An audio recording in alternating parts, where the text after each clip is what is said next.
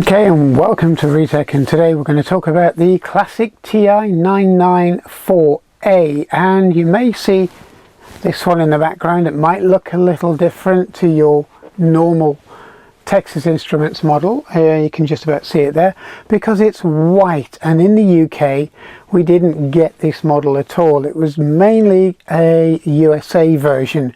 Now the model we got in the UK was this.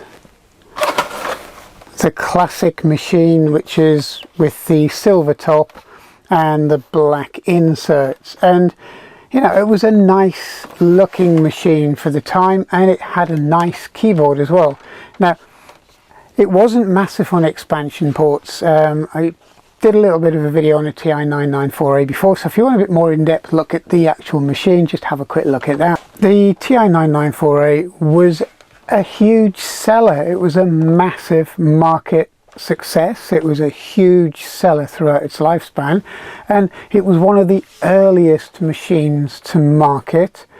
It kind of beat the Commodore 64 by quite a long way, and its main rival was really the color computer, the VIC-20 as well, and for up to a certain point some of the early Sinclair models, but that really didn't kind of come into it. They were at about the same time, but these machines were a completely different marketplace than the actual Sinclair model. So really the biggest competitor out there were the Commodore machines and the Tandy or TRS-80 color computers. Now the TI99 4A wasn't a bad machine. The backstory really to these was Texas really wanted an 8-bit machine, but their processor wasn't ready, so they took a 16-bit processor and shoehorned it into an 8-bit board or an 8-bit chassis, and that's where we got this from. And so technically it was kind of one of the really early 16-bit machines, although it was strangled by an 8-bit bus, but it was still had a 16-bit processor, so it should have done really well. Okay, so the TI99 4A was a 16K computer manufactured in 1979. It had TI Basic, a 48K keyboard with mechanical springs. It used a TMS9900 processor, 16 bits, running at 3.3 megahertz. It was available in NTSC, CCAM, PAL, and it had resolution of 256 by 192 or 64 by 48 or 32 by 24 with 16 colors. It also had a TMS9919 complex sound generator, and it could emit up to 3 tones and 1 noise. It also had 1 cartridge, 1 expansion port, 1 composite monitor out, 1 cassette interface, 1 joystick port, which was non-Atari compatible, and it didn't have a built-in disk drive or any form of storage. It was mainly cassette. The power supply was external, and so was the RF modulator. It's not badly kind of put together. It's not a badly spec'd machine. The problem was the killer for the TI99 4A was the Commodore machines, and that's where this machine lost out. It was insanely expensive to produce in comparison. The processors alone were more expensive. The case, the keyboard, as you can see here, it's quite a nice quality action to it. It's not kind of a little bit soft and woolly like some of the Commodore machines and some of the other micros out there. And it used a plastic chassis with a brushed metal finish, which again was quite expensive. And you know, the onboard cartridge port, which was in its own little slider, kind of didn't really do a lot to reduce costs. Now the machine was really designed to get around FCC regulations with everything basically external, so you didn't have an internal RF modulator, and your power supply was external as well. So that kind of cut down on the requirements to meet FCC, which was great. And it also meant that the chassis was technically usable in a lot of different countries, but there was a bit of a catch. Now, the PAL versions of these machines are notoriously hard to do anything other than use an RF interface with these. So the RF cabling and the RF interface that came with these machines was really the only way you had to go.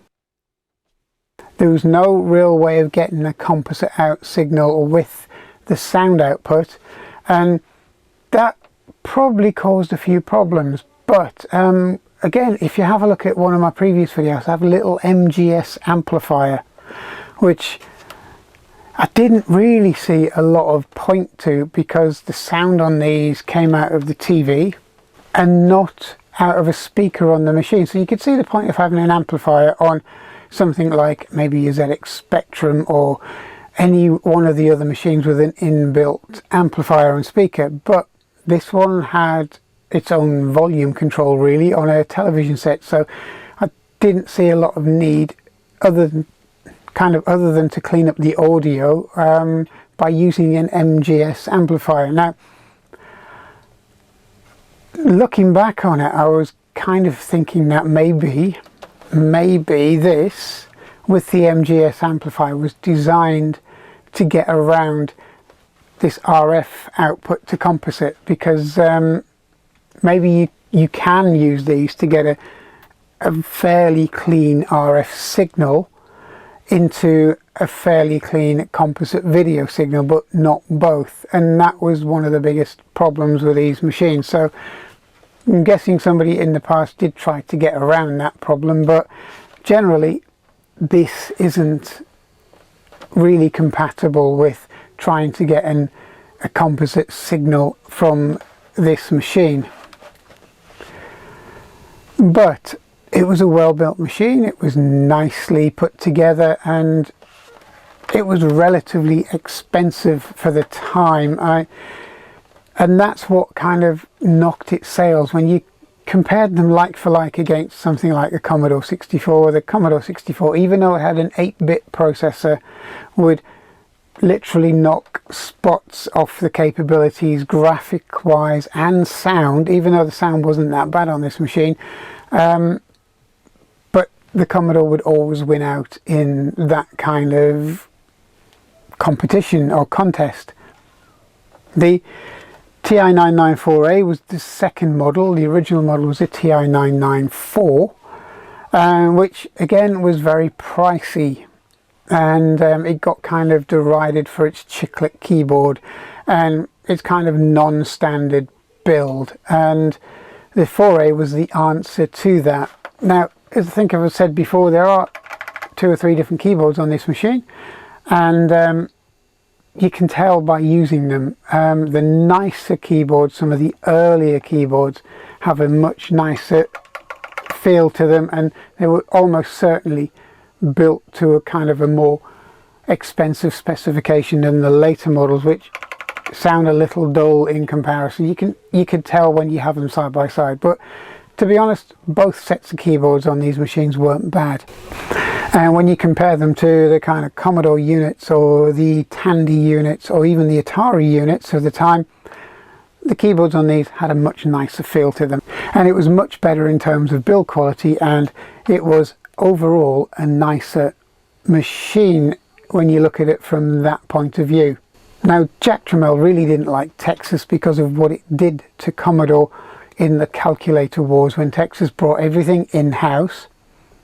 It literally ramped up the cost of its chips to third parties and basically started ramping out very cheap and cheerful calculators, which nobody else could compete with the price. So that almost bankrupted Commodore. Commodore decided later on, when he got into, or Jack Tramiel got into the computer market, was he would get his own back really on Texas Instruments, and he started a price war. And that price war got to a point where TI were almost paying you to take one of these, because their model got down to less than $100 at one point, from almost 7 times that when the machine was initially launched. Now, Texas were losing money hand over fist on that, where Commodore was still making money, because their Commodore was only taking about $33 to $35 to manufacture, where these are a lot more expensive and they couldn't compete. Now, Texas decided to fight back on this, and they launched a trade-in deal where you could trade in any micro and get $100 off of a TI99 4A. So, as I said, the price came down with that deal to around about $100 or less, which wasn't good when it was costing them almost a third on top of that just to manufacture the machine. Now, Texas's answer to that, Texas Instruments, was to start cost reducing their models, which is why you get different quality keyboards, although they're all pretty good. And you also get things, strange things like the cartridge port sticker on the bottom of the cartridge port would not be there on some models because it was a little gel quality little sticker, but again it costs money, so that would be removed. And then you'd find there's differences in where this goes, which has got its little reminders for, you know, delete, insert, erase, check, clear, and all this kind of thing on the top, because originally it would have a nice clear plastic shroud, and then later on in its life it wouldn't have a plastic shroud such as these models, and the fitting would be different. Again, it was all in line to cut costs, and that's what TI had to do, or they were forced to do.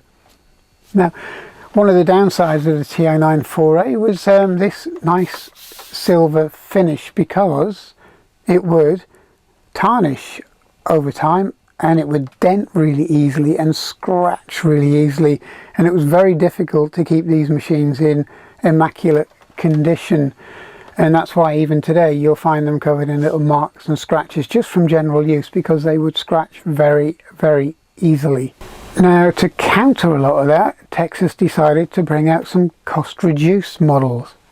And you can see this white or slightly off-white machine here. And again, it wasn't sold in the UK and most parts of Europe, and it was generally a US-based machine. So we're just going to take a look at the differences. So we're going to take a look at the TI99 4A, the predecessor to the TI99 4. And as you can see, it's a brushed kind of finished on here, very reminiscent of a DeLorean, and it's got the usual marks and nicks on it.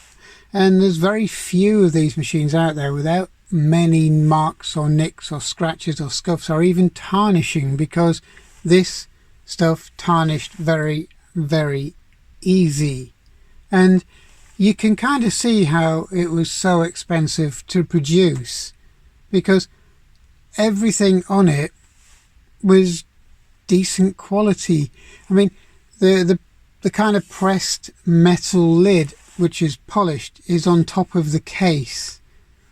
The keyboard insert is obviously black to go with the original casing, but when you kind of look at it together, black and silver really does make a bit of a bold statement. The badges aren't stick-on, they're kind of plastic stroke or kind of gel badges, and they're very, very high quality really. And even the embossing on the metal, it hasn't rubbed off. And a lot of, you know, things that get embossed or printed on metal do tend to rub off over time. So again, it was a very quality orientated machine. It was very nicely put together. The cartridge slot here has a sprung loaded compartment, which is quite nice. It's very, very well done. It's not kind of a very cheap spring which flops around. It's got a nice kind of flick to it, and it's the whole machine is very well done. The only thing is the power switch, which is right down the front here. They were always stiff. Don't know if it's the way the case was compressed when it was screwed together, but it makes the on-off switch very, very stiff. But altogether, quite a nice machine. And if we look around it, we have power and cassette, RF, and then all the way around the other side of the machine we have what was deemed as a joystick port. Looked like a 9-pin DIN, but it's not compatible with Atari. Now we're left with the cost reduced brother, and again, I like the look of this one. I've always quite liked the look of this machine, and as I say, it wasn't really used or launched in the UK, and it wasn't particularly easy to get hold of in the rest of Europe as well. And you can sort of see where they reduced the cost. The case is now a one-piece, slightly creaky moulding. Uses the same spring on the trapdoor. It's the same moulding. In fact, I kind of think the entire case is almost a kind of slightly modified moulding, because where you see the recesses and the ridges on here, it would have been where the original cartridge slot would have been, but obviously when it had the covering on it, it covered a lot of these ridges and recesses. So all of this was cut into the case just to give it a nicer look and feel, because it's essentially a modified moulding of the original TI99 4A plastic chassis. They've moved the on-off switch to the front, and basically it switches on or off, and you get a little blue sticker there to say that it's on. There's no LED, there's no light in the front, and it seems like they were trying to save cost in every single way that they could. Now, it's nicer. This switch is nicer, and it would have been nicer on the original TI99 4A, because cartridges, they are the same, and you didn't run them up here, so the switch really doesn't get in the way. And even if you run them into here, they fit nice and snugly, so there's not really a problem in using them. The keyboard, on the other hand, is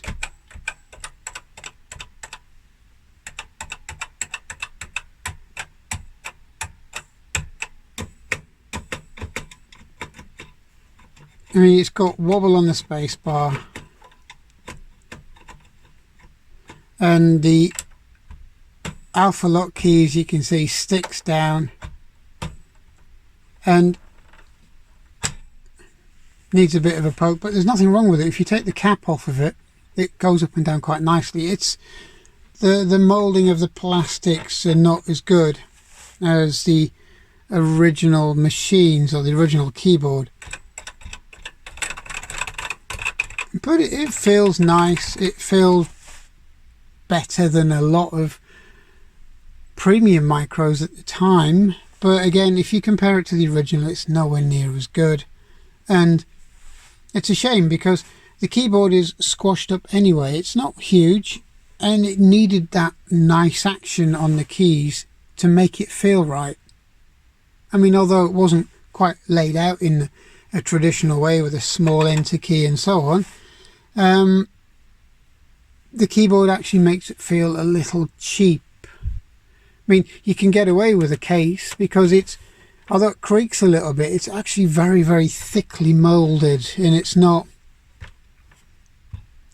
kind of cost reduced in that way. The moulding's very thick, very heavy duty, and it's better than, let's say, the Atari STs. It's better than the Commodore Amiga's case. It's better than a lot of them, and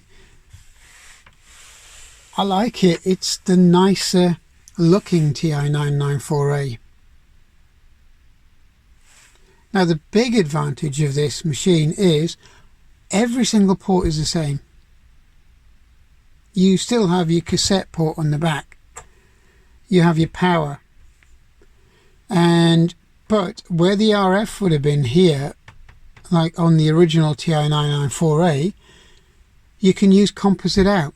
You see, this machine was originally designed for obviously NTS video and so on, and because of that, composite is virtually a direct port, and it's nice, it works, it runs, it's clean, it's got a nice display, and it's much nicer and much easier to use on more modern screens. And you can even get composite to HDMI converters as well, so if you haven't got a TV with composite, you can convert it to HDMI and then still use it. You can't really do that with RF. I mean, there are a few pricey options out there, but they're few and far between, and they generally give kind of hit and miss results. You know, it's kind of find one that works is brilliant, but you're going to struggle a bit.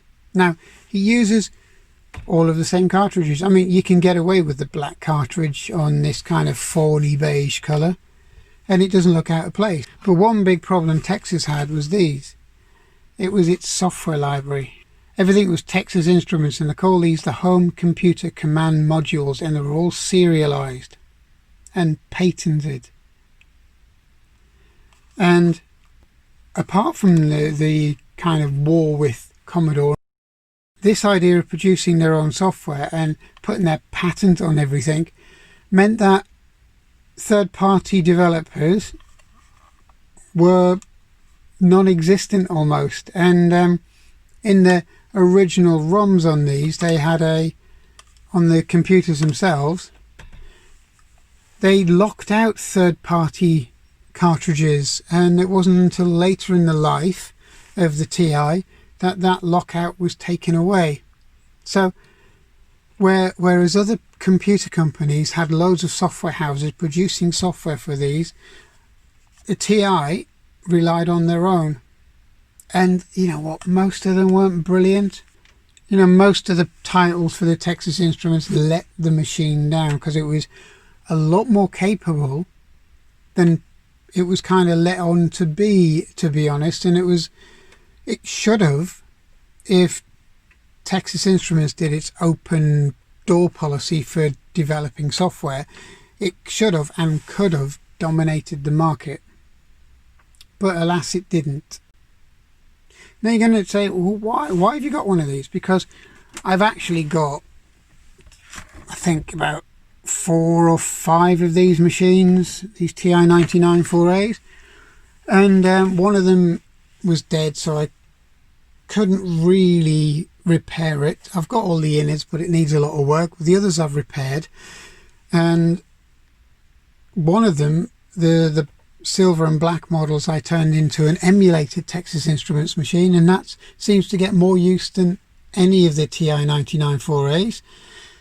And you're probably, as I said, wondering why I bought this one. Well, I was originally going to turn this one into an emulated machine rather than the black and silver model, but when I kind of got it back and it was finally delivered, which took about a month, and there were quite expensive shipping fees as well, I noticed it was in almost new condition, so I didn't really want to take this one apart.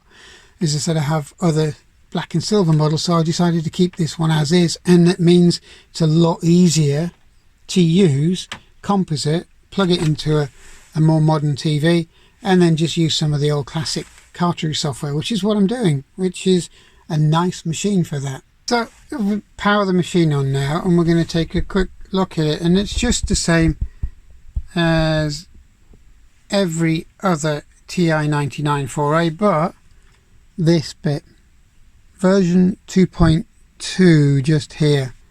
They've never been known for their graphical prowess, so if we have a look at soccer,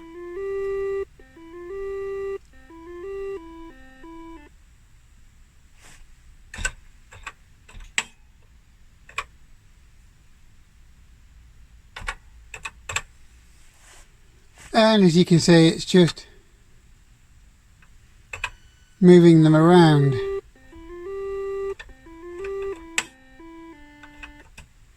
And you can actually hear those keys sticking a little bit, and it's not because it's been used or anything like that. Unfortunately, it was the way it was built. It's quite shoddy really for a huge conglomerate and a huge company like Texas Instruments, how they could cost reduce a machine which was nice to use down to something that was tolerable, bearable.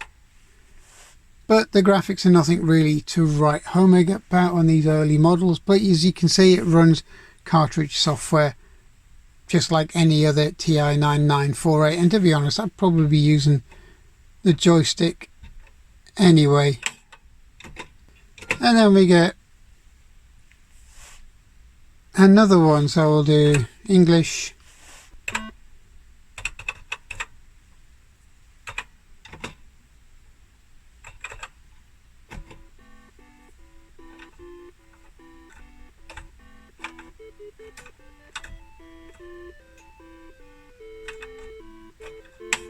And one thing, it shows off how the keyboard's mapped on this, because it can only do one thing at a time, so left or right or up or down.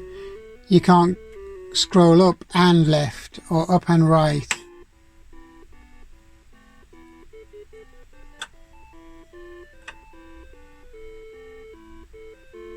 But a lot of that's down to the game.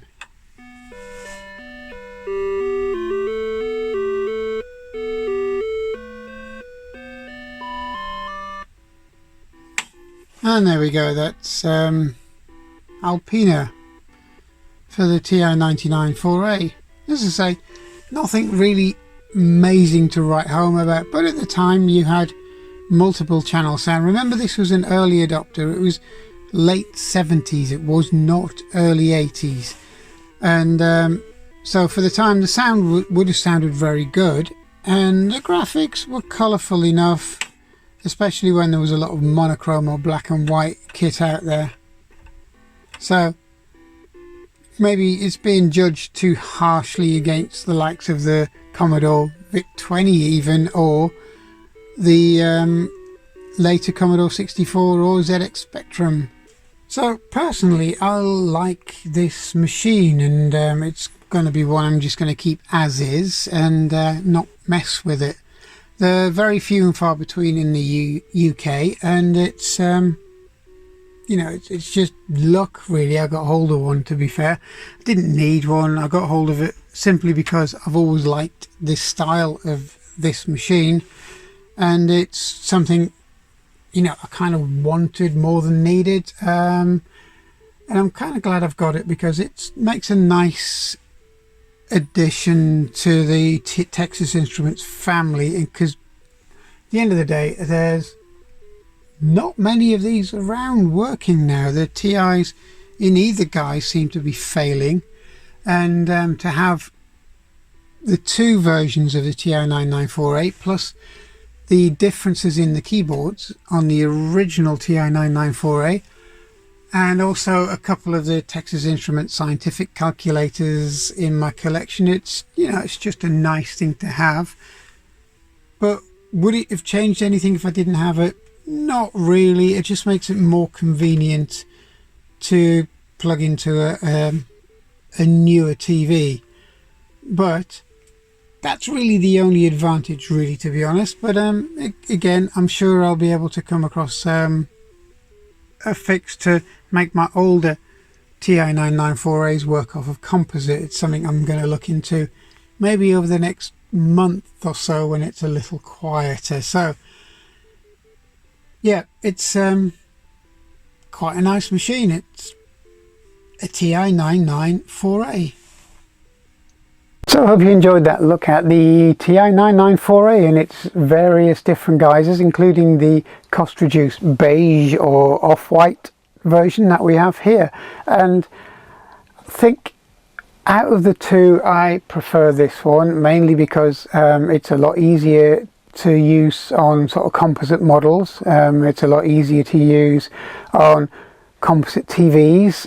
You can get adapter cables to run it on SCART as well, if you've got a SCART enabled TV, and it makes it a lot nicer to use with a lot clearer picture, and it's just generally makes it a nicer machine.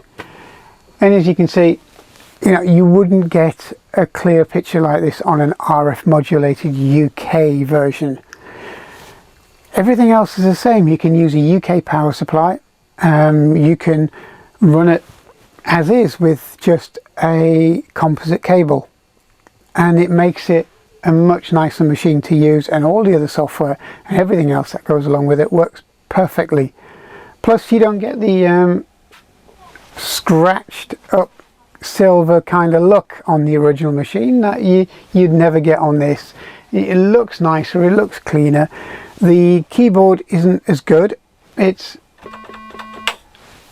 just not as good. It's just a bit cheap, and the overall finish of it isn't brilliant. But out of the two models, I actually prefer the look of this. Don't prefer the keyboard, I prefer the look of this, and I think it actually looks a much more rounded machine and a much nicer looking machine for the decade it was going into, which was the 1980s, rather than the earlier machine, which looked more like something from the 1970s.